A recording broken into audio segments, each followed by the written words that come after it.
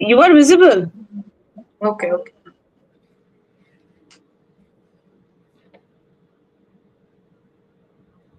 I think we are live now. Okay. Okay. So, a very warm welcome to everyone joining us for today's special webinar hosted by PsychSpace in honor of Women's Health Awareness Week, the power of balance, women, mind, and body. This week is about celebrating and prioritizing women's well being, not just physical health, but mental and emotional wellness too. Women often play multiple roles in families, workplaces, and communities, sometimes overlooking their own needs.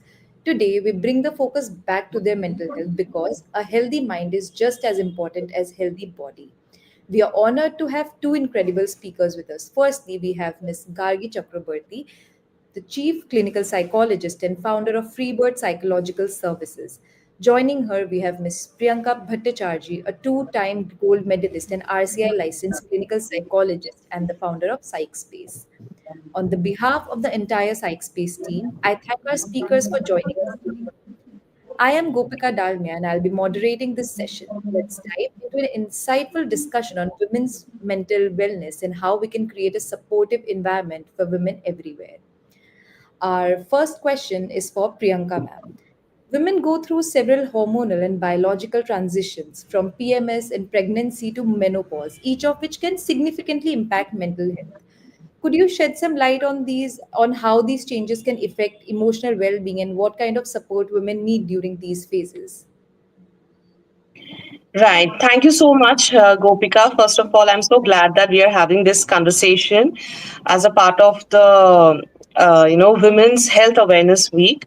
Although we just have this week dedicated in the name of women's health, but then I think that this should be a very constant practice, and should be a part of our regular everyday practice.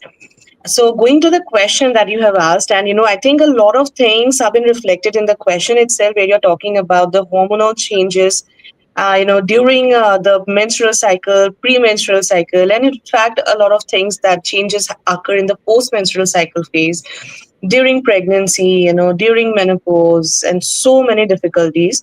So, women's body, it won't be wrong to say that it is a hub for very frequent hormonal changes.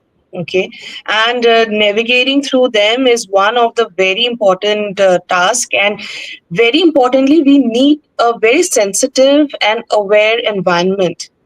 And it's just not about the other people, but also about ourselves. In fact, we ourselves, we should be aware about our cycles, just not the menstrual cycles, but even how our body react in those different timings. Okay, so a lot of times what happen, even the level of energy, the strength are very different in these phases. Okay, and a self awareness about these aspects will, number one, help us in navigating and better understanding that how my body is reacting in these different phases. Okay, and how we make it more sensitive is, of course, talking more about these hormonal changes and the kind of impact it always makes on the women's health and well-being to the people in and around them. Okay, women, as they have a multifaceted role, so it equally says that they are surrounded by people. They're surrounded by people in terms of family, friends, colleagues, and so many roles that they play. So that means they are completely surrounded by people all the time. So these set of people, they also need to understand how the women's body react to these changes. And talking about mood itself is something which has so much closely connected to neurochemicals and hormones, right? And this very thing is it's like, what, Gopika, it's like a multi layered aspect.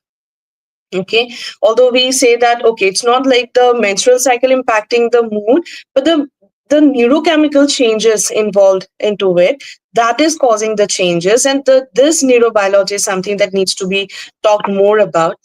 And also, how we can sensitize people is to start talking about these things from a very early age as well. although I see a bit of a shift, nowadays I see a bit of a shift when even, the boy children are also talked about the sanitary napkins and, the menstrual cycles. They don't use a substitute word that we earlier used to see. Okay, how we used to see the practice of wrapping up those sanitary napkins in the layers of newspapers and then a black color kathela. I'm not too sure, Gopika, if you had seen that, but then that was a real aspect, from that time, from that practice to what we see now, where sanitary napkins are very easily been picked up by any gender for that matter.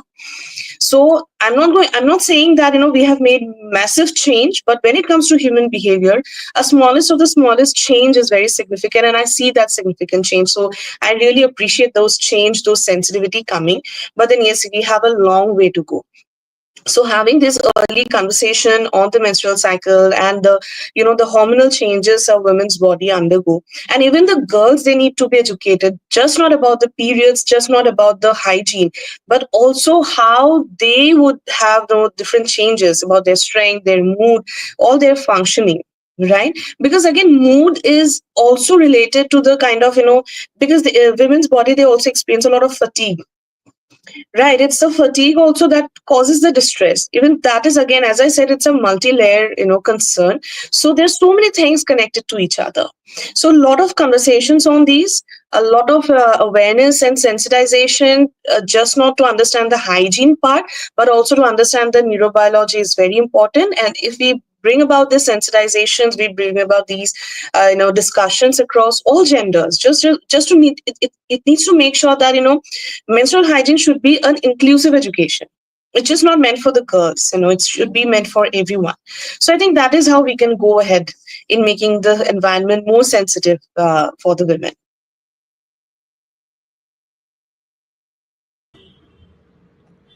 Thank you so much, Priyanka, ma'am. I totally agree with you, and I really appreciate you sharing those valuable insight with us. That was truly enlightening. Moving forward, Gargi, ma'am, I would like to hear your perspective on how social expectation, cultural norms, and social media often create pressure around women body image and appearance. So, how do these factors affect women's mental health, and what steps can women take to build a healthier relationship with themselves? First of all, thank you so much for having me over here. It's an immense pleasure to be part of this initiative by PsychSpace, and I'm glad that I'm getting to be a part of it. That I can share these opinions because every day we face these things as a woman, as a clinician. We get to see so many things, and I would like to share my views on this. Like the very crucial thing that you just asked me, that about the body image of a woman and the role of social media or media in general, like everything. See, it is like an insidious pressure of society constantly building up on the mind of a woman, and it's like part of it's a collective thing that is going on unconsciously while growing up, like the mental infrastructure with which a woman grows up. Society has a huge role to play in that. The false perception that is portrayed is like a woman constantly goes through the struggle to attain something which is unattainable and is like a mirage. It's a complete that's why I said it's an insidious effect of society, of the pressure of society, like the unrealistic image that is there in the mindset of every other person. Though we now, as Priyanka was also mentioning, we see a change or a shift, but still, can we deny that impact of society, like the ideal body, which is very paradoxical if we think, like either extreme skinny picture we have, or curvaceous picture that is also very disproportionate, to be very honest. Like some certain portions of the body would be extremely curvaceous. That is the ideal in young generation's mind, and not just young generation. certain body tone, certain tone of the skin, certain structure, certain shape, everything. This is and what we do not know, despite knowing also, we are all reading news every day, but what we do not know, that it can be an effect of an illusion that is created through camera.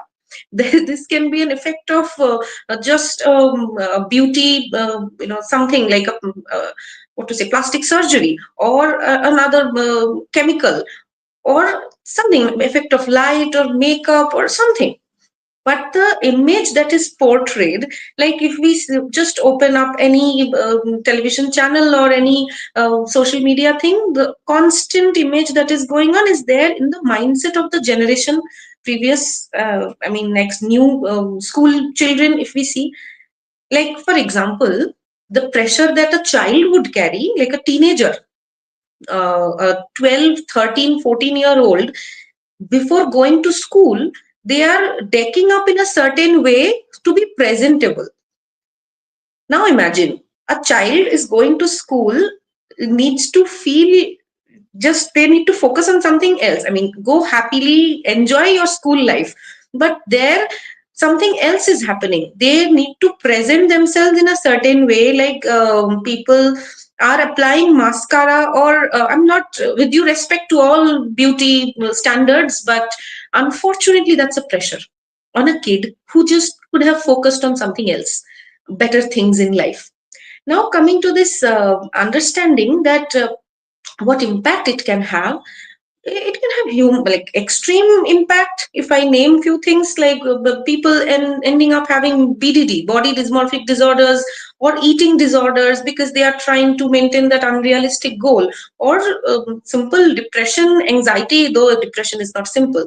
Again, people are constantly anxious and constantly struggling to maintain such standards, which is unattainable, which can be a myth altogether, which can be a mirage altogether, that this is the ideal thing. Otherwise, I am having low self-esteem, low self-worth. I think I will not be accepted. So I need to constantly focus on these things, not realizing that is affecting my studies, that is affecting my career, that is affecting my social presence, that is affecting my interpersonal relationships. And what am I taking?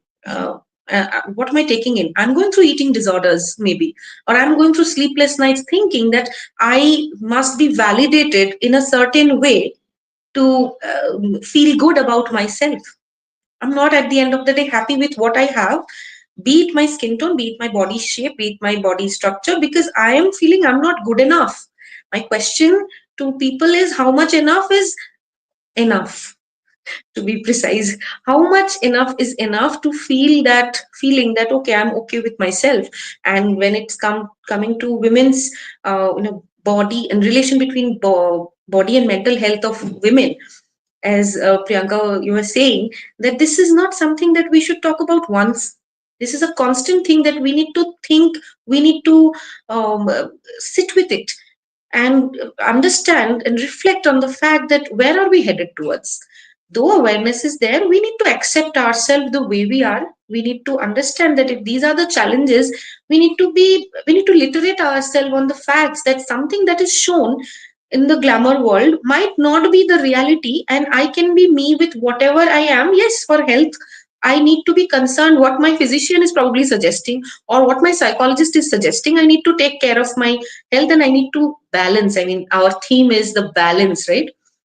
Balance is the goal. Anything too much more or too much less is not healthy. So we need more and more awareness in understanding this importance of this balance, because this balance is lost somewhere. We are just running behind something pseudo, something that is just put by the society.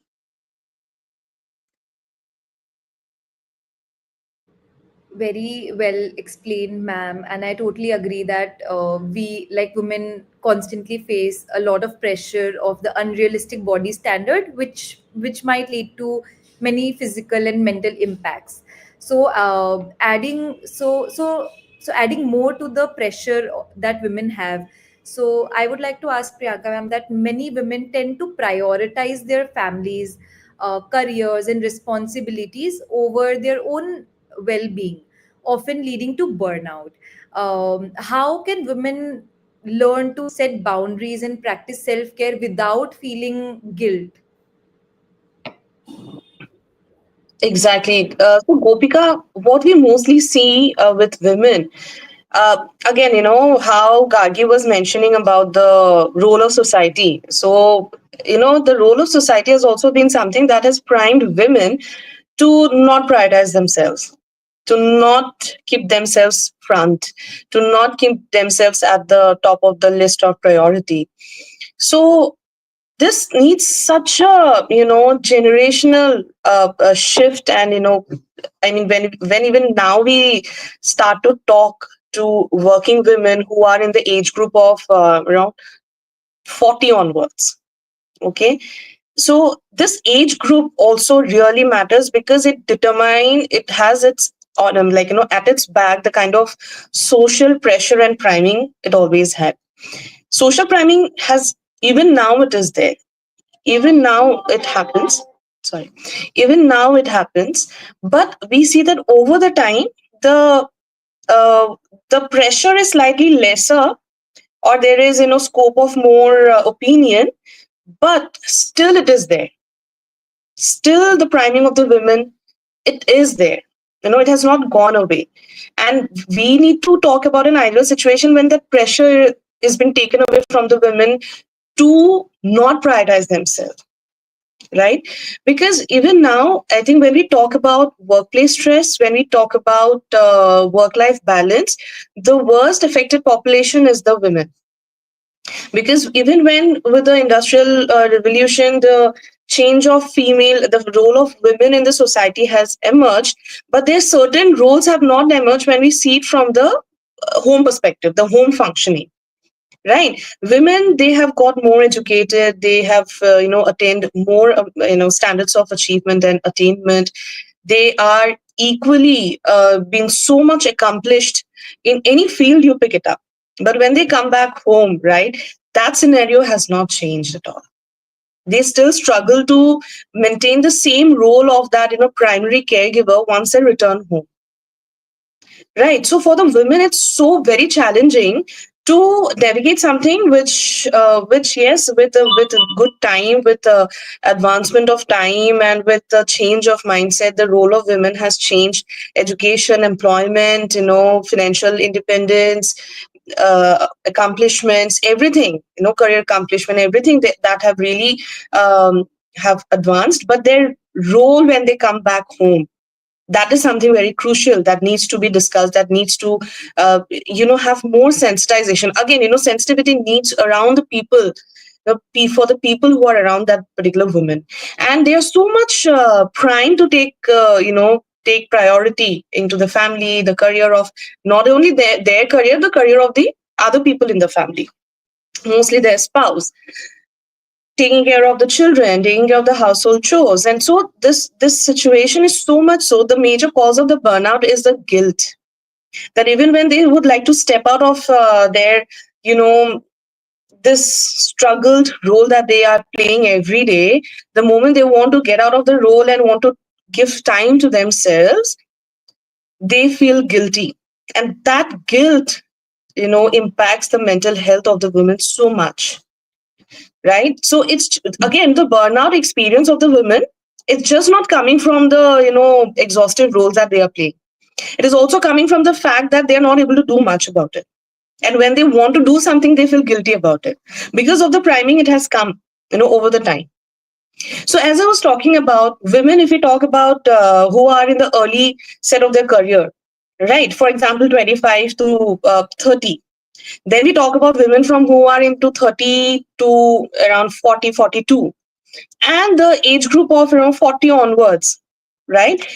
I interact with a lot of corporate setups, and when I interact with the women employees, you know what the interesting thing I had come across them, like I give an example of PSUs where there's a good quality of life, there is good medical support, there are a lot of perks and support coming from the employer, right?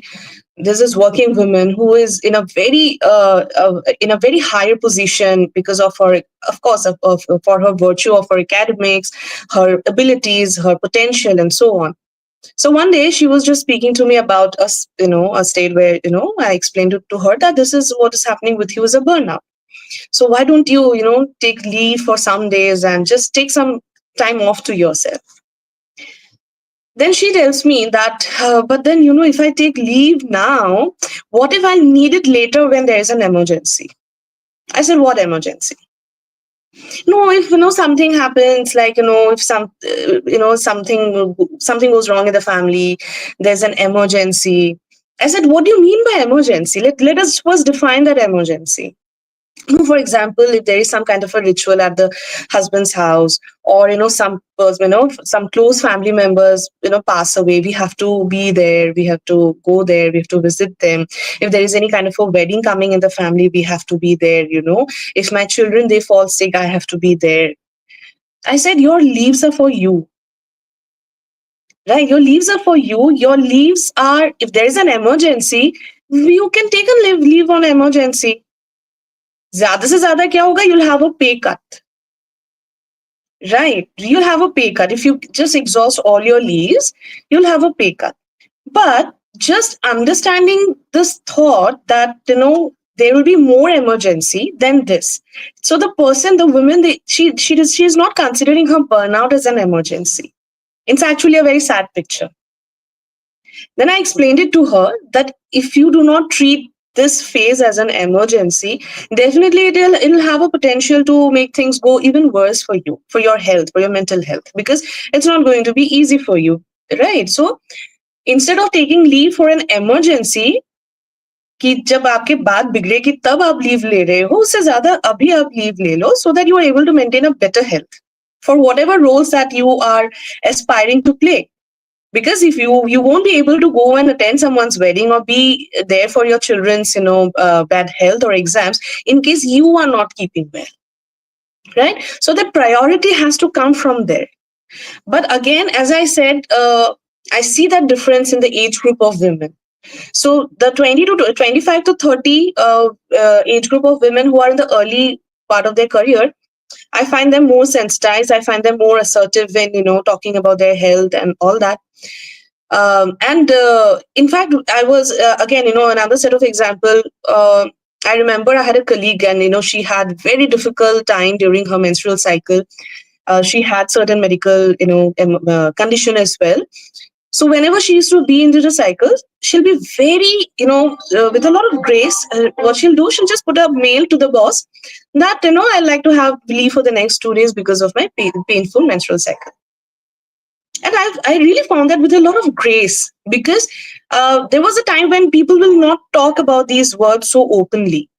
So that's, I think, significant change. Although it's a very little change, it's a very small change, but I'm happy that at least as one example, we are able to talk today.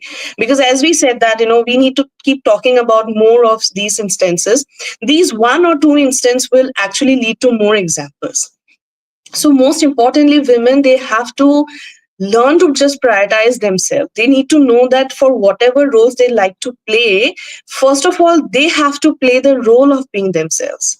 They set a lot of example to their children, right? Even they will also, how they treat themselves, it'll also set an example to her children, right? How eventually they will learn to treat themselves. So if someone wants to make a change in the coming generation, we have to make a change into ourselves right now.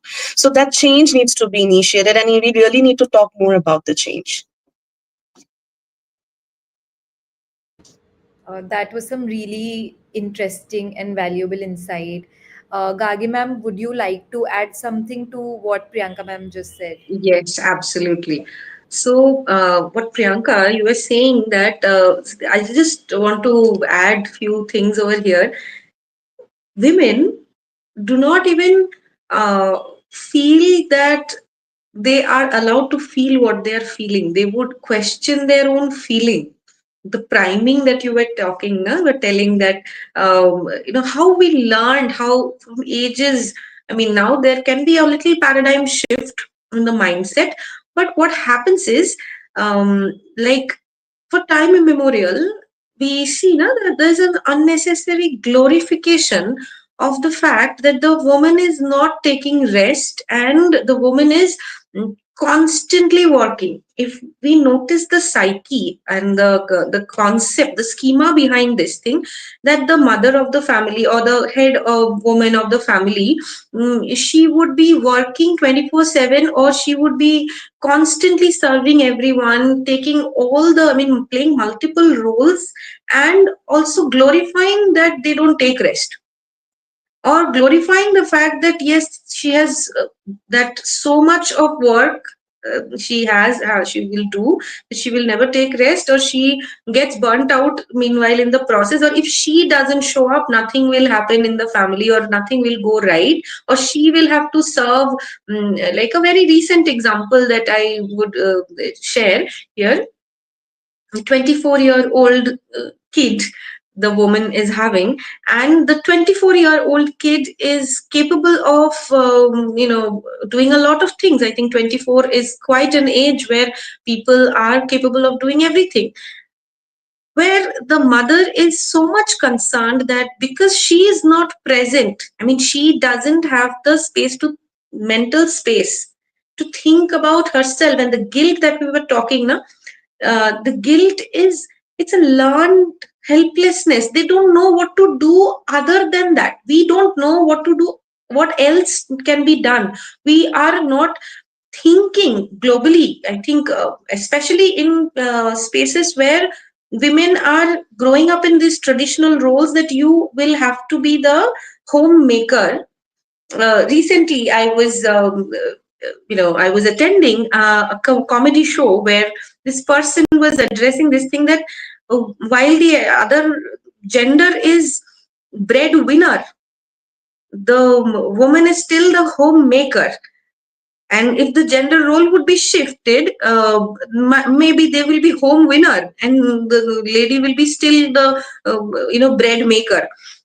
The point here is, it's not a comparison from the mindset that women's mental health is important, women's physical health is important, and who needs to take a stand. If we are expecting another person to understand and validate that, and then we will be understanding and talking about it, or constantly tell myself that if I'm not there, then nothing will go right. How do you know? If you need to prioritize it, finally you need to start questioning at some point of time that my health is my health. At the end of the day, if I'm feeling like, if my body somewhere I have a cut and I'm bleeding, I need to say ouch first and not feel guilt about the ouch. And it's okay.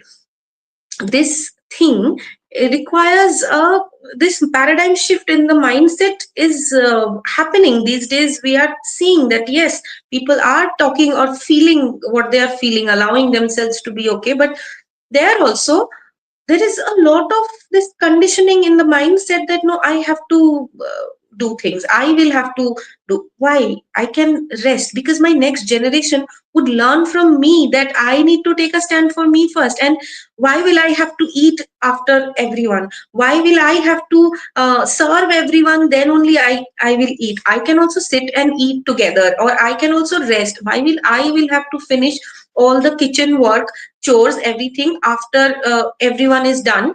I will have to finish. If I can share responsibilities, that doesn't make me any less.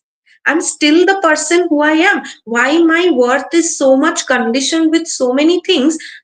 Women need to sit and reflect first. It's more about anyone else giving them the right to feel what they are feeling. More than that, I think we as a cult, we women, we need to think first that where are we standing and can we do something else about it. And as you were addressing about the prioritizing, every day this mindset we encounter, I think as clinicians we get to see the woman is keeping everything else in the forefront and keeping self in the background. And I mean, when will we start understanding that we need to set boundaries, we need to set priorities, we need to prioritize learning to say no. We need to understand that yes, saying yes to everything is not probably healthy. Like, it's not about being good always, and being good is not good always. So yeah, there we are. I totally agree with you, ma'am, that there should be more awareness around the boundaries and the prioritizing and everything else that you have mentioned. So, as we wrap up, could you please share like one practical tip or maybe habit that every woman can incorporate in her daily life to nurture her mental health and overall well-being? Yes, sure. As a woman of any age, practical understanding is not to fulfill any societal norm or standard, because you don't know really who have given the societal norm. But if you need to take care of yourself, you need to maintain some amount of discipline that is not taking a toll on you. I mean, discipline, if we set a rule, if I'm setting, I have to understand the meaning of it. I had set it for my well-being, not to torture me. So for example, if one pro tip I give, like always understanding the balance between mind and body, everything is interrelated, so much so that we need to take care. So suppose exercising, it's not about going gym every day, or it's not about training self, like doing cardio or hitting or strength training 2 hours a day. No, but at least a minimal effort we can put as a woman to take care of the body, that anyway balances our like hormones, energizes us, gives us a decent amount of energy to be fully functional, and that you are doing just for yourself, not to obey anybody, not to fulfill the societal standards, but to understand the value of your body. You have every right to glow up, and you have every right to take care of your mind and consolidate things and increase your energy, not to just continue to serve others, but at the end of the day, sitting with yourself and reflecting. So, though it's one tip, but the tip has several parts, like sitting or coming to self is important. Having a routine of exercise is important, not to torture self, but to take care of self, and to understand self care is not selfishness. Self care is self care, little bit going unconditional, coming to self and questioning that, am I doing it for myself? Or if I'm doing it for myself, am I being able to be kind to myself, or I'm guilt tripping myself that, oh, am I taking my time from my family? No, as Priyanka you mentioned before, that if you are not prioritizing yourself now, later you are planning to show up for others. It's like, it's as simple as, like, if somebody wants to hold a post and the post is not pillared properly, who will hold the post? How will somebody hold the post? So if you want to be the post, though you do not need to be, but if you are choosing to be, then first take care of the post, or nurture it, nourish it. So that's the tip. I think that is some really healthy tip that every woman should, include. Priyanka ma'am, would you like to, share any tips? I think what Gargi was also mentioning about this, the kind of the honor badge the women tend to wear by doing excessively, not prioritizing themselves. So that honor badge needs to be, completely diffused. Okay, there is no pride in doing things for. I'm not saying that we should not do things for others. That's going to be very paradoxical. But yes, prioritizing yourself should be the honor badge. Okay, and for women, very important thing is, please do not delay your eating, because again, they are the last ones to be served, they are the last ones to be eating. They are mostly, even if there are fulkas being served, they are the ones who will have those very sehma hua fulkas and all that, or the food which is not very warm, because the warm food is been consumed on the first come first serve basis. Those kind of examples should not be set, should not be carried forward at all. So, and in fact, even in a workplace also, we tend to delay food. Okay, बाद में कर लेंगे, बाद में कर लेंगे, ये पहले कर लेते हैं, then I'll do this, no, because these small priorities will really make big changes, and you'll just never know when those big changes have actually started to, set into you. But it will always begin with these small, small things. Please eat well, eat on time, sleep well, sleep on time. right? That is very, very important.